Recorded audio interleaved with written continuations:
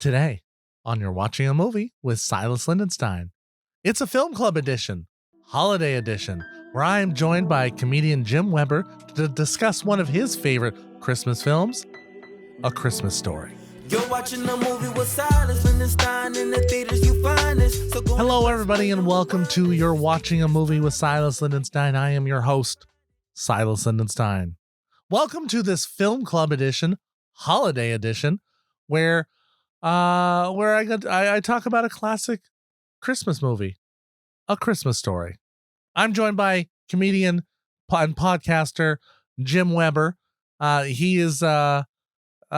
put the call out for, hey, who wants to discuss favorite Christmas movie? And he said A Christmas Story. That's one of his, and I'm in love with The Christmas Story. I love that film, so I wanted to sit and talk with somebody about that. So I had Jim come on. If you have not seen the film yet, I recommend you watch it, then listen to this film club, or because I'm going to give spoilers out. But if you don't care about spoilers, then I guess you can listen to it. I mean, it's up to you. I'm not in charge. I'm not in charge of you. I can barely control my teenage daughter. How can I control you?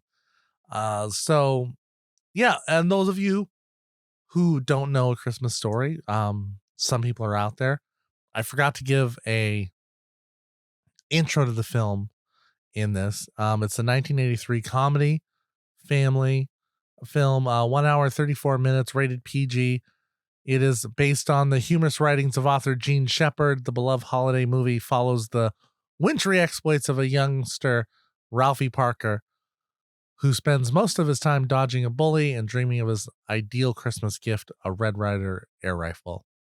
This is a holiday classic, runs on TNT station 24 hours a day, or TBS, one of those, for 24 hours around Christmas always. So a lot of you have caught it from that. Anyway, I don't know how you feel about the movie. Let me know in the comments if you agree with what we say in this, or do you disagree? Do you hate the film? Tell us how you feel. But either way, please be sure to hit that subscribe or that follow button, and you'll be notified the next time a film review or a film club episode drops. Apologies for this episode, meant to come out sooner in 2023 when this is recorded, but technical difficulties made this technically difficult. So it's out a little late after Christmas, but the great thing about the internet, this lives forever. So for you in 2024, forget what I just said. This is just here. Listen to it. Anyway, here we are. Open your hearts, open your ear holes, and listen to this episode of You're Watching a Movie with Silas Lindenstein, Film Club Edition, Holiday Edition with Jim Weber, A Christmas Story. Ralphie, what would you like for Christmas? I want an official Red Ryder Carbine Action 200 range ball air rifle. No, shoot your eye out. Oh, no. Come on, Mom, we're gonna be late. I triple dog dare ya.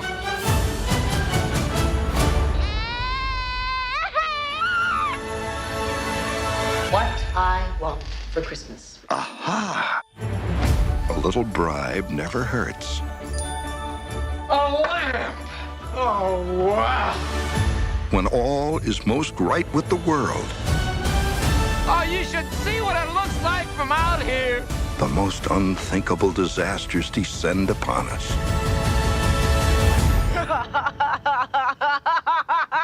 Scott Farkas.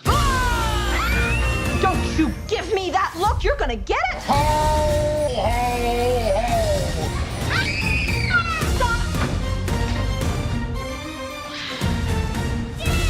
How about a football? No, I want an official Red Ryder Carbine Action 200 range ball air rifle. You'll shoot your eye out, kid. Ho, ho, ho.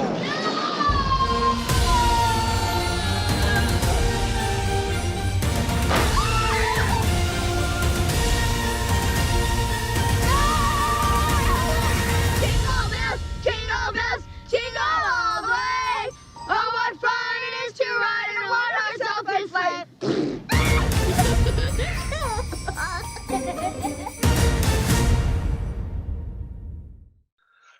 Jim Jim Weber, welcome. Hi. Thanks for having me. coming. Yeah, welcome to Pleasure. Film Club, where we talk about Film Club. Yay. And we this is a holiday edition, one of our holiday editions, Yay. where I ask people to shout out some of their favorite Christmas movies, and you mentioned one of mine, A I Christmas did. Story. It's Yeah. my very favorite. No Here's competition. well, let me pointing to it. This background, that's my favorite cover. I don't like the cover with Ralphie's face and the Oh, Christmas thing. I like this cover because it's it makes it feel like the book. yeah, it does catch. Although the bunny suit should be pink. That's a bunny suit. Yes, it's inaccurate. It's totally inaccurate. That, and I have a special thing with the Christmas Story besides the movie. My first date with my wife was to see the play A Christmas Story, which at Driftwood Theater in Edmonds here. And so I brought her because I was on the board, so I brought her opening night to it. And and so I have an affinity for it from beyond the movie. But I was okay. For those, I think almost everybody knows the film, but still have to do the same stuff. Christmas Story, 1983 American Christmas comedy film, directed by Bob Clark, based on Gene Shepard's semi-fictional anecdotes in his 1966 book, In God We Trust, All Others Pay Cash. It was, again, directed by Bob Clark. Cinematography by Reginald H. Morris, and it had a budget of $3.3 million, took in $19.2 million, so a good hit for it. Yeah, it's funny, 1983 as the year it came out, because I did not hear about it until about 1980, somewhere in 1986, 87. Yeah. I don't know when they started doing the 24-hour thing, but I just read an article that was like in the late 90s, I think. Was it that late? Oh my God. Maybe mid 90s. It didn't take a whole lot, but I don't think it was in the 80s. But wow, maybe I remember my uncle watching it and going like, "This is the greatest movie," and watch it. And I remember at the time thinking, why do you want to watch such an old movie? Yeah. Because I didn't get that it was filmed recently. Like, I really thought it was like an older film. Like the 1940s? Yeah. Like, I was like, maybe this is like a 50s film. I didn't get the color. I didn't catch the color stuff. Yeah. And I didn't catch the nostalgia. And I know it would run a lot. It was playing a lot on TV at Christmas time. And I always thought it looked boring. I wouldn't watch it. Yeah. And then one day, one of the times, I think it was in the 90s that I started, they were doing the 24-hour Christmas thing, and I'm like, fine, I'll watch one of these. Yeah. And I watched it, and I was like, wow. What is this? Yeah. And I was like, wait, this is funny. And then I realized it was not made in the 50s. I realized it was an newer film. And I mean, granted, just 10, even if it was like 10 years after, like, I'm kind of surprised how fast it became a hit. Yeah, it became a classic pretty fast. I mean, it got okay reviews when it first came out, but not like you have to go see this. But I actually saw it when it was first released, and I remember in the theater. Thinking, like, you saw it in the theater, in a movie theater. Yeah, Did you know right away? When you saw the commercials? Do you remember going, "Oh, this is going to be a good one"? Or it was during a period I was in law school, and it was during a period when I had finals, and I rewarded myself every night. I went to a movie every night, and we didn't have as many streaming stuff, so you want to see a movie, you went to the theater. Yeah, and that's how old I am. But I went like every night to movies, and so I was seeing like everything that came out, and I thought, oh, a Christmas movie, why not? We'll go. And I wasn't that excited about it because I thought it was going to be either overly sentimental or whatnot, but it looked like it might be funny. And I knew Melinda Dillon, who played the mom, was in it, and I remembered her from Close Encounters. I thought, well, I like her. So went with no expectations whatsoever, and I was completely blown away. I mean, just not snarky, but just the way it was like, it did not really sentimentalize childhood. Like you had the bullies, you had all this stuff happening, Yeah. and I just fell in love with it. I thought it was I didn't think it was too overly sweet. It ended on a nice note, like kind of, oh, Christmas is here, it's nice, but it Yeah. had so many funny things that, I mean, I laughed out loud over and over and over again watching it, and it's a tradition at home now. I made my daughters watch it, and now that they're grown, they come over to watch it with me once a year, and it's kind of a Oh, thing. nice. So I wonder if I was just reading about how it's referring to it being a series of vignettes.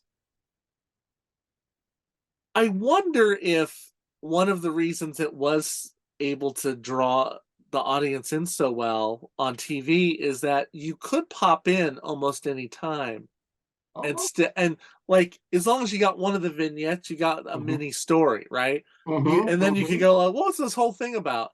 Yeah, Like, there's the overarching Red Ryder BB gun. yeah, yeah, yeah, yeah. Oh, I didn't say the plot of the film, but I, there's the overriding BB gun, but it's otherwise not, it's a bunch of stories yeah, and it's about not Christmas. just a BB gun. We have to get that straight. It is the Red The Ryder Red Ryder, carbine action 200 shot range model air rifle.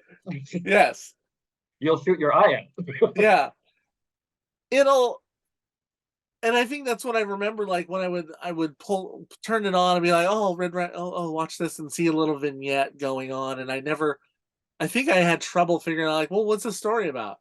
Yeah, And like, oh, it's in getting my ready for head, Christmas. in Yeah, my head, there is still a narrative story to it. I think I was always thrown off by Thanksgiving. Or no, was it no, they're doing Christmas dinner with they're turkeys, doing but it was Christmas kind of dinner? confusing because it was a turkey. It was a Christmas Yeah. dinner with the turkey. Yeah. Yeah. I think that always threw me off because like it's a turkey. What? Yeah, It's and not that, I what mean, the vignettes. I think there is that overarching. Is he wants the gun? Is he going to get the air rifle or not? yeah. But it's like all these things that happen in a kid's life during the Christmas season, and all of it rang true. Even if it was in the 40s taking place, it applies today. I mean, I know what little kid doesn't know about. I want to get this, and their parent says, "No, you'll kill yourself." And Yeah. it just everything rang true. And the dinner that goes wrong. I mean, there's so many things that I think it resonates with people's holidays. I think it captures the fun and the beauty of the holiday, along with the misery, all the horrible stuff that goes on, in My a nice way, in parents a fun way. my parents have said fragile ever they have said that ever since that movie came out. Whenever they see it, they reenact that joke and Oh, say and that, fragile, and that's fragile. huge. That's huge. I mean, the whole opening up the lamp, and I won a major contest, and is it Darren McGavin? Is that the actor that played the dad, the old man? He is so perfect in that. I mean, he's like Yes, gruff and gruff and gruff, but heart of gold, but gruff and gruff. And I love the scene. quintessential old man. Oh yeah, swears, uh can't get the furnace to work. he's um do you what do you think the lesson of the film is? I don't know if there is a lesson other than, I guess it's don't give up hope and plug on. I find it entertaining. I'm going, is there a lesson? I guess, it's like, I think for parents, it's like, pay attention to your kids. I mean, ever so often you see like poor Ralphie is being not abused, but it's like, oh, he's not getting a fair shake here. Um, But I think the lesson is for adults is to remember what a kid's going through at the holidays or in life in general. They see things in a different perspective. they were all right. Yeah, He yeah. almost shot his eye out. He did. He He did. He did. did. He It did. hit He him. did. I mean, like right away. Like, how long did it take? 3 minutes? Yeah, To go by? exactly. They were all right. He's gonna shoot his eye. If he didn't have glasses on, he would have lost an eye. Yeah, it was a whole For that different many- movie then. Then Yeah, like they were all right in the end. And part of me is like, yeah, is that part of the yeah, lesson? Is the yeah, yeah, the dad ignores mom, buys him the gun. yeah, Uh, yeah. oh, I wanted that. When I was little, yeah, yeah. He yeah, I've Da- wondered at the end of it is it how much what we're supposed to take away from it. Is it just this is there a do you think is there a message, or is it just the feeling that you walk away with of I think it's more a of feeling than a message. nostalgia? I think it's a Nostalgia? feeling, maybe even moving beyond nostalgia, but it's a feeling of even when your parents or your teacher or whatever don't seem like they're part of your plan or whatnot. I mean, you're all getting together and you're going to work. I guess, I don't know. One message I got was, don't mess with your mom. Your mom's the boss. It can fix it all. I mean, he beats up the bully and doesn't get in trouble. I mean, mom covers for him all over the place, which I thought was fun. Yeah. So, yeah, I think it's more a feeling. I mean, it really does give a feeling. I mean, they have all these vignettes of things that are holiday timed, but go beyond the holidays, like being victimized by the school bully and getting revenge, taking a dare from your peers and ending up with your tongue stuck to the pole. I mean, the horrible costume from your Aunt Clara that they make you wear. I mean, all of these things I think resonate with people going, oh yeah, oh yeah, oh yeah. Yeah. But it's still good. So for me, it's the feeling. I mean, and each part gets you at a different time in your life, right? Because yeah. as a kid, Oh, yeah. I definitely was Ralphie. Oh yeah. And then as an adult, like I'm seeing more like I'm like, yeah, I see the dad's point of view a lot more on Yeah. all this. Like, why you all let me just read my paper. Let me just read my paper. When I first saw the movie, I was in my late 20s, I guess.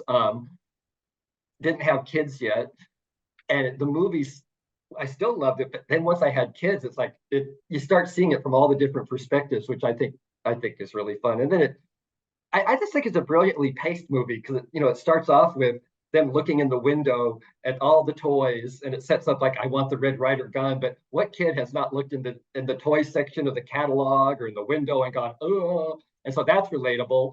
And then getting thwarted over and over again, asking for it. I think that part was fun. I mean, there's so many funny scenes, that just poor Ralphie. I mean, it's almost sadistic watching him get victimized when they're saying, no, you can't have that. Shoot your eye out. And he thinks he wrote this great paper for his teacher. He gets a C+ instead of an A. And the acting, I just think all the characters, I'm starting to reminisce. I can almost see the movie in my head. I've seen it so many times. I mean, it is one of those movies. I think I could, if we had a challenge at a Christmas party to go through the movie, like I think we could almost do it. Like we could could recite the scenes or the dialogue as it goes. Yeah. Did Ralphie gets the gun in the end? Spoiler. What was I playing on? Okay, did you know that there's 3 sequels? I did know that there were other ones. I hadn't known there were so many until after you asked me to do this. And I kind of looked up and went, oh, I didn't know there were that many. But I tried watching I didn't know it was I thought it was the first sequel. Was the last one that's come out, but I didn't know it was the third.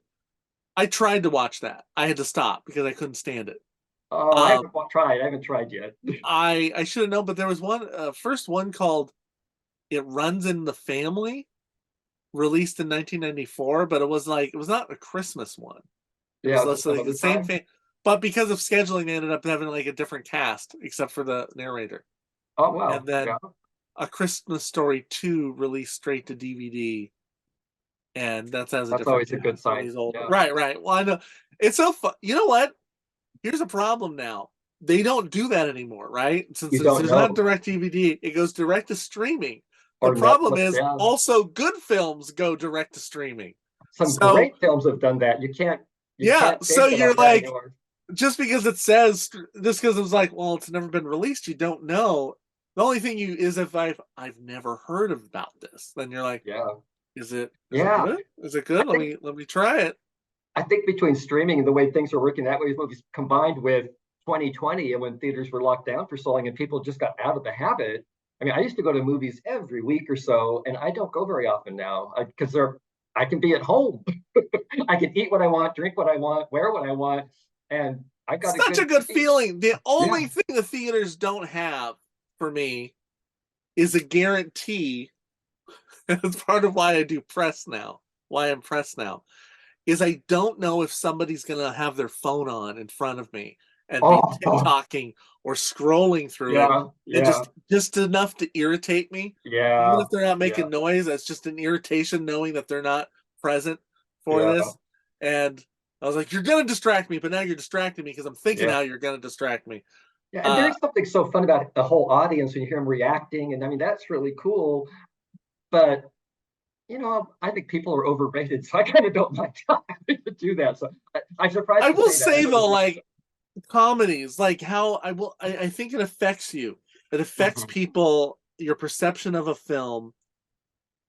I think me less so because, well, I do think people who do comedy, people who are comedians who are involved in it, who can be somewhat experts in comedy, and even if you're not an expert, I think you get if something's funny, whether, and we know from open mics, whether Yeah. Oh yeah. the audience doesn't necessarily matter if like, no, I think this joke works now, Yeah. right? Yeah. You do Yeah. that long enough, and I'm like, I've done it 12 years now, right? Yeah. That aside from, I think I can watch a comedy alone and get that it's hilarious to me. Yeah. I don't necessarily need the audience.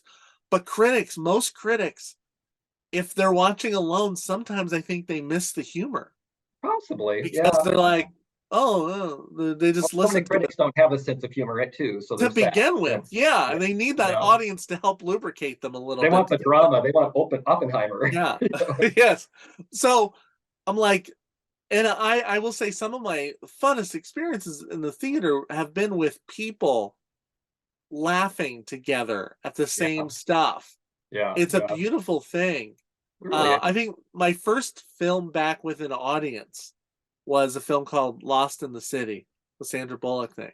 I remember that one. And it was it was just such a great experience to laugh with an audience full of people Hmm. again, Hmm. that I'm a little sad that people aren't taking the regular time to Yeah. go back to a theater. And yeah, it is way too expensive and everything's in there.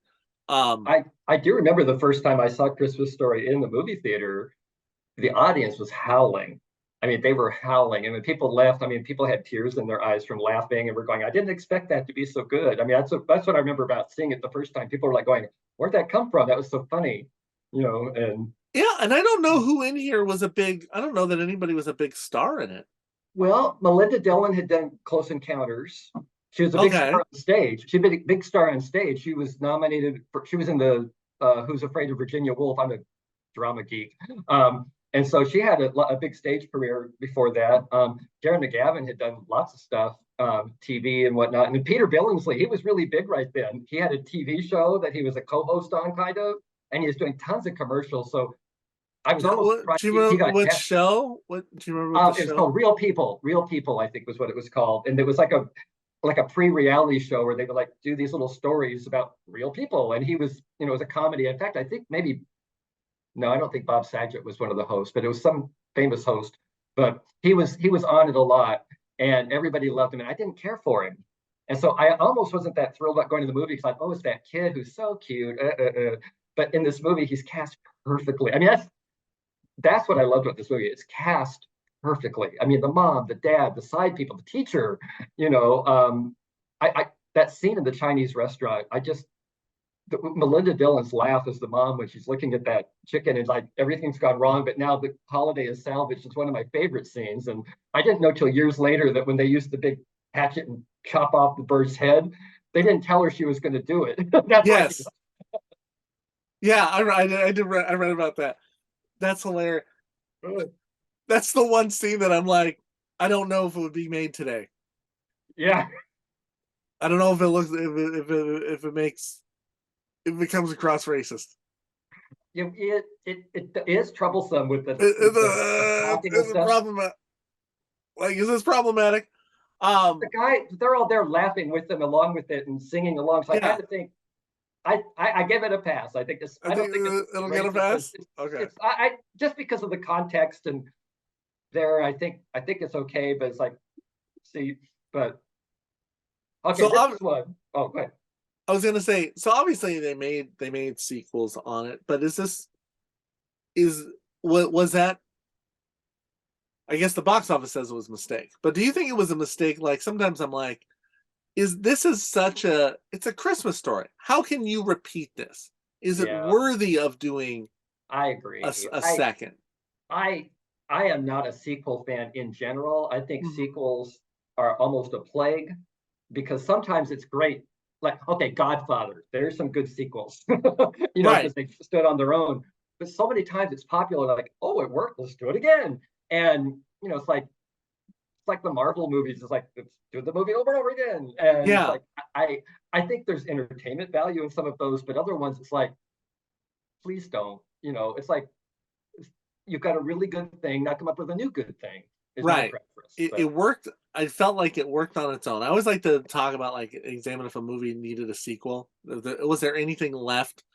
Do you think there was anything left in this film that didn't get explored? No, not at No. all. I mean, we want to know, did Ralphie grow up to be happy? Did his little brother ever come out from under the sink? But not enough to make a new movie about it. Right.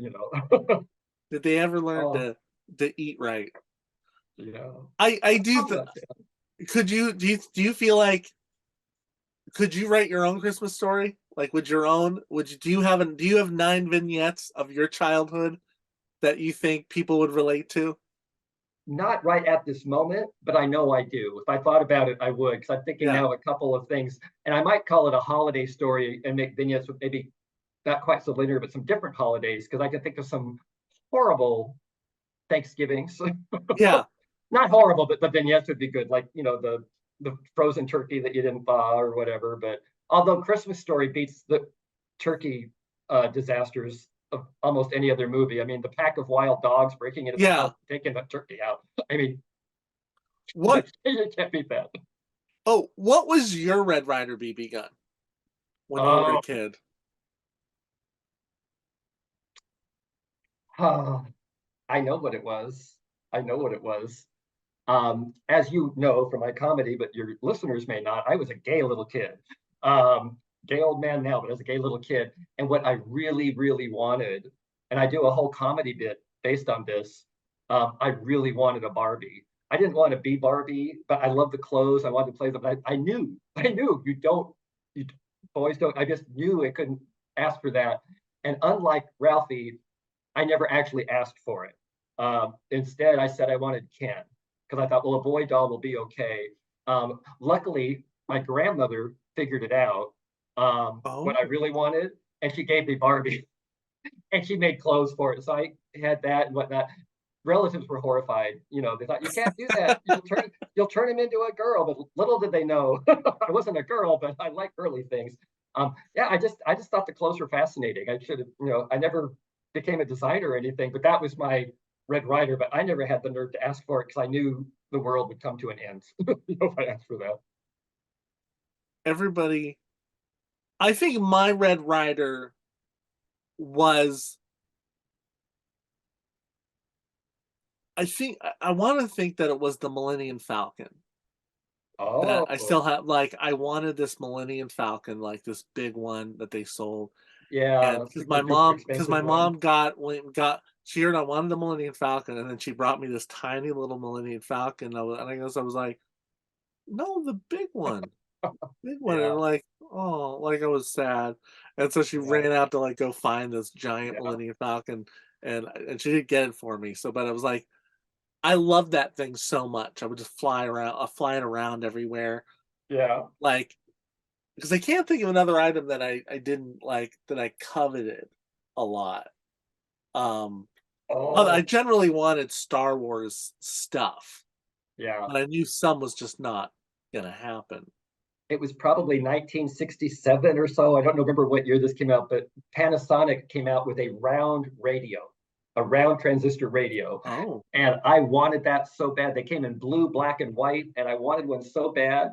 And I remember my dad on Christmas being so proud, giving me this gift.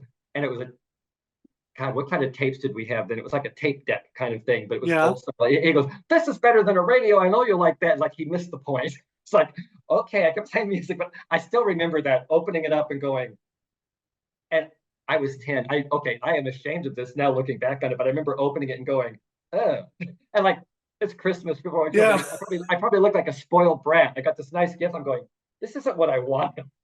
And I was very vocal about it. I didn't want to. But I remember that happening a lot, where people were like, oh no, this is better. And like, but that's not what you asked for. It's this, what you got is, parents parents will even sometimes get stuff that's more expensive, thinking this is better. Oh, this is a better thing for them. And it's like, but they didn't ask for it. They just wanted the little thing. Can you just get them the little? Yeah. Okay. You asked me what my Red Ryder was. Yeah. What was your pink bunny suit? Oh. Did you have an Aunt Clara? I didn't have an Aunt Clara, but I could relate to it as far as getting the ugly sweaters, though. There was definitely the ugly sweat. It was usually sweaters, as far as I can remember. Yeah. That I knew I did not dare vocal, but they were never not there, right? So they were always there, and I had to be like, yeah, try it on. Yeah. Oh yeah, Yeah. Oh my gosh, the sweaters. There were always sweaters. There was always some awful sweater. Yeah. Maybe a t-shirt. Oh. Maybe a t-shirt too. And then I was forever from the aunts and uncles, and they're giving toys and whatnot. Oh, little boy. I mean, so many footballs, so many baseball bats. I'm like going, I didn't play sports when I love sports now, but at the time couldn't care less. It's like, I wanted books. And of course, they would give me books for my age instead of books that I was really reading. So I'm like, I am curious. Part of me is curious as if there's a Red Ryder thing that, like, what I gotta talk to a new kid and go like, what is? I guess can ask my own kids. I feel like diversity of interest is far more accepted now. Yeah, than it used to be. Thank goodness. Yeah. Yeah, like. I can't imagine not asking somebody, do they have a football? Do they have? Because I remember I would get the same thing a lot from people. Yeah. It was like they didn't mass make as many different things as they do now, right? And occasionally I get stuff that I own, right? Because it's a Star Trek. He'll like that. Yeah. And sometimes it's so basic, like, you don't think I own this? What are you crazy? I just remembered another Red Ryder gift. I really wanted a skateboard when I was, again, probably like 9 or 10. And I wanted it so bad. And my parents kept saying, no, you'll break your leg. No, you'll break your leg. And they finally got it for me, and I did not break my leg. Okay. I skinned both my knees and chipped a tooth. Did you? I did. Yeah. It took me about 3 times as long as it took Ralphie to shoot his eye out. I think it was maybe 5 minutes. Okay. Up and down, wham. Did you stop riding?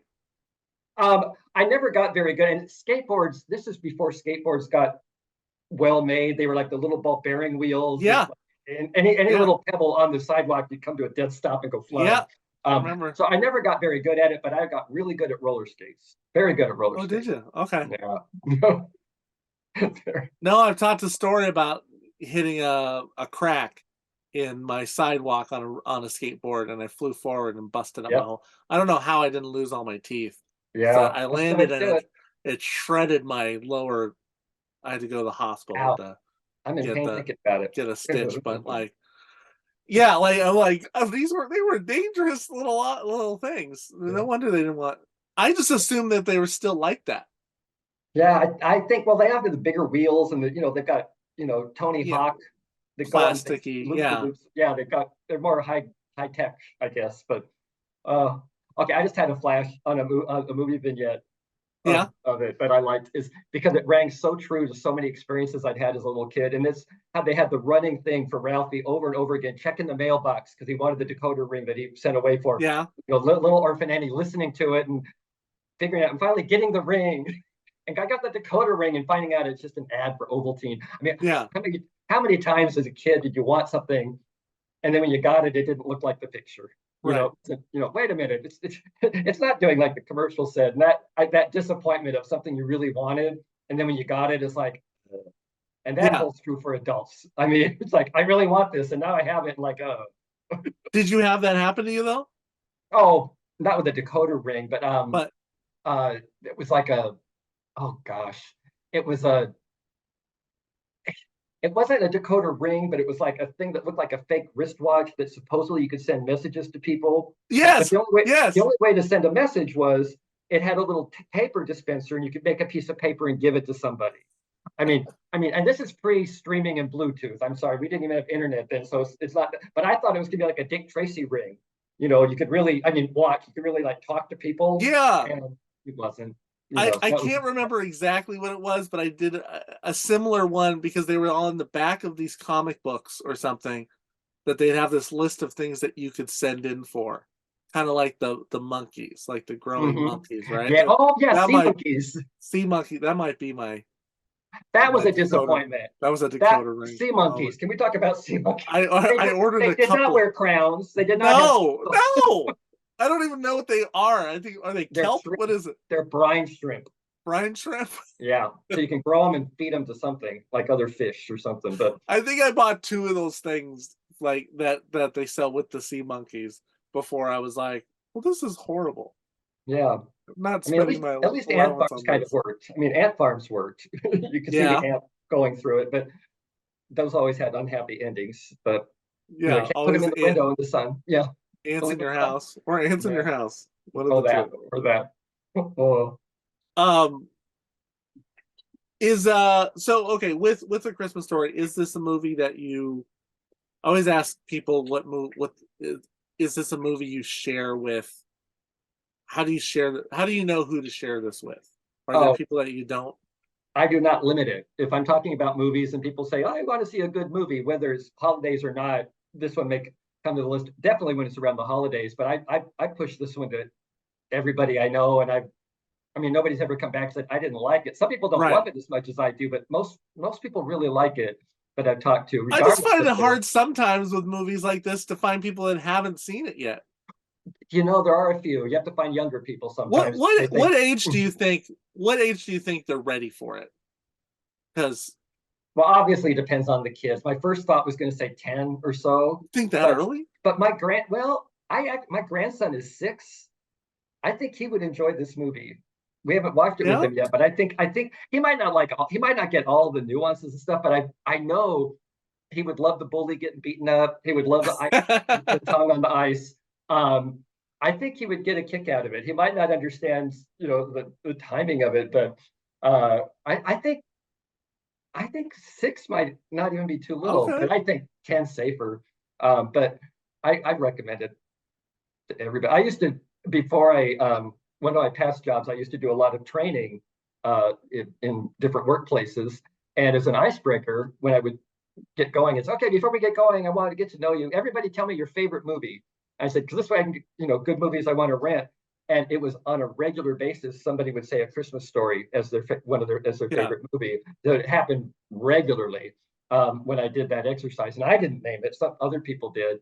And so it showed up almost as much as Star Wars during the classes. Yeah, a lot of times people didn't want to say Star Wars because somebody else had, so they remembered this one. Yeah, but it was mentioned over and over and over again. So I think it's got obviously has a huge following because they do 24 hours of it on the holidays. Yeah, and I will say I do think it is one of those films that works well even outside of the holidays. I will enjoy it if it popped on in the middle of the summer. I could still watch it and enjoy it. Yeah, it'd be kind of fun. Yeah. It is always the holidays because it kind of turned into a tradition. So it's I don't watch it other times because I'm saving it up. Because I know it's going to be on a bunch, right? Well, and I guess I don't flip through channels anymore, so I have to be a little more deliberate. But it's there. You can always find it. Hey, Jim, thanks for coming on. These are short episodes sometimes, and I'm not sure how much we can delve more into the nuances of it. We've diverged here and there. Yeah. But yeah, thanks for coming on and sharing. Always like when there's a mutual favorite movie to discuss. Yeah, I always say even more than watching movies, my favorite thing is discussing movies. Yes. Little tidbits. Yes. So thanks for sharing this one. It Christmas was fun. Story. I had fun. And thank you, listeners, for watching a movie with Silas Lindenstein. You're watching a movie with Silas Lindenstein. In the theaters you find this. So go and press play and rewind this. This picture is timeless. Love it like it or we lose it, can't find it. And we ain't keen on being reminded about the film if it isn't tough. We spend a lot of time at the cinema. It's just me and my friends, we watch plenty stuff. For movies, I've been above. Whether big or they small, no, for me don't make a difference. Love 'em You're watching a movie with Silas, Lindenstein, in the theaters you find this. So go and press play and rewind this. This feature is timeless. Love it, like it, or we lose it, can't find it. And we ain't keen on being reminded about the film if it didn't hit. No, gotta lose it. Watch movies with my friends, bringing joy, that's the blueprint. So come on and let's do this. Leave pain behind us and relax your mind. Come watch a movie with Silas. Yeah.